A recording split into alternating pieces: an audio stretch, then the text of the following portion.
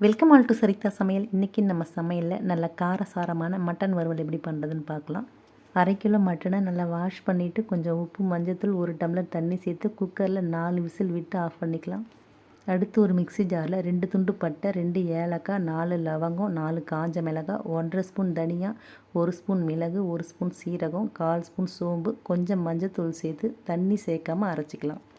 அடுத்து ஒரு கடாயில் 4 ஸ்பூன் எண்ணெய் சேர்த்துக்கலாம். எண்ணெய் காஞ்சதுக்கப்புறம் இதில் 2 வெங்காயம் பொடியை நறுக்கி சேர்த்து கொஞ்சம் கருவேப்பிலை சேர்த்து விட்டு வெங்காயம் வதங்கினதுக்கப்புறம் இதில் 1 ஸ்பூன் இஞ்சி பூண்டு சேர்த்து பச்சை வாசம் போனதுக்கப்புறம் நம்ம அரைச்ச மசாலாவை இதில் சேர்த்து விட்டு மசாலாவோட பச்சை வாசம் போகிற வரைக்கும் 2 நிமிஷம் எண்ணெயிலே நல்லா வதக்கி விட்டு இப்போ நம்ம வேக வச்ச மட்டனை இது கூட சேர்த்து கொஞ்சமாக உப்பு சேர்த்து நல்லா ஒரு வாட்டி கலந்து விட்டு அடுப்பை மீடியம் ஃப்ளேமில் வச்சுட்டு 10 நிமிஷம் வேக வச்சு அடுப்பை ஆஃப் பண்ணிக்கலாம்.